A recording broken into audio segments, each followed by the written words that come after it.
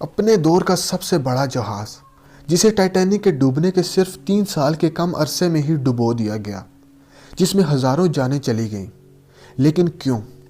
تو آئیے جانتے ہیں۔ لوسیٹینیا جسے برطانیہ میں بنایا گیا تھا، اور جب یہ مکمل ہوئی تو یہ اپنے دور میں دنیا کی سب سے بڑی پیسنجر شپ تھی، جو کہ 240 میٹر تک لمبی تھی۔ لوسیٹینیا زیادہ تر مسافروں کو برطانیہ سے امریکہ تک اٹلانٹک اوشن کے ذریعے پہنچاتی تھی، مگر جب 1914 میں جنگ عظیم اول یا ورلڈ وار 1 شروع ہوئی تو یہ جنگی ساز و سامان اور گولہ بارود بھی لے جانے لگی۔ جنگ کے شروع ہونے کے بعد 1914 میں لوسیٹینیا کو گرے کلر میں پینٹ کر دیا گیا تھا۔ ایسا اس لیے کیا گیا تھا تاکہ اسے جرمن یو بوٹس کو اسے ڈیٹیکٹ کرنے میں مشکل ہو۔ خطرات کے باوجود یہ بحری جہاز ہزاروں مسافروں کو اٹلانٹک اوشن سے گزارتا رہا۔ فروری 1915 میں جرمنز نے برطانیہ اور آئرلینڈ کے ارد گرد سمندر کو وار زون ڈکلیئر کر دیا۔ انہوں نے یہ اعلان کر دیا کہ وہ اس علاقے پر 22 اپریل 1915 کے بعد سے کسی بھی الائیڈ فورسز کے بحری جہاز پر حملہ کر سکتے ہیں۔ واشنگٹن میں موجود جرمن ایمبیسی نے مسافروں کو وارننگ دیتے ہوئے تقریباً 50 الگ الگ نیوز پیپرز پر یہ خبر چھپوائی۔ یہ لوسیٹینیا کے نیو یارک سے سفر شروع کرنے سے 9 دن پہلے کی خبر تھی۔ اس پیغام میں یہ صاف صاف لکھا گیا تھا کہ جرمن امپیریل گورنمنٹ کے حکم نامے پر جو بھی برطانیہ یا اس کے اتحادیوں کا پرچم لہرائے کشتی اس علاقے میں سے گزرے گی اسے ڈبو دیا جائے گا۔ جو بھی مسافر وار زون میں شپس پر سفر کر رہے ہوں گے وہ خود اپنے ذمہ دار ہوں گے۔ جرمنز کی اس وارننگ کے باوجود لوسیٹینیا 1 مئی 1915 کو نیو یارک سے لیورپول کے لیے روانہ ہو گئی۔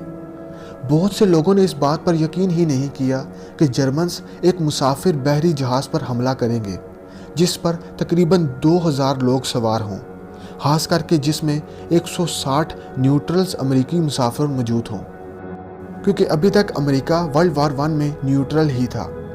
اس سفر کو اوسطاً 1 ہفتہ لگتا تھا۔ 7 مئی 1915 کی صبح یہ جہاز آئرلینڈ کے ساحل سے صرف 11 میل دور تھا۔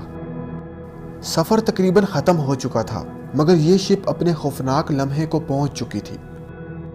اس شپ کو جلد ہی جرمن یو بوٹس نے دیکھ لیا۔ یو بوٹس نے شپ کی ایک سائیڈ پر ٹورپیڈو فائر کر دیا، جس کی وجہ سے ایک بہت بڑا دھماکہ ہوا اور لوسیٹینیا فوراً ہی ڈوبنا شروع ہو گئی۔ شپ کے کیپٹن ولیم ٹرنر نے آرڈر دیا کہ جہاز کا رخ آئرلینڈ کے ساحل کی طرف موڑ دیا جائے، مگر تب تک بہت دیر ہو چکی تھی۔ لوسیٹینیا ٹورپیڈو کے ہٹ ہونے کی وجہ سے 20 منٹ میں ہی ڈوب گئی۔ کل 1959 مسافروں میں سے صرف 761 ہی زندہ بچ پائے اور 1198 سمندر میں ڈوب گئے۔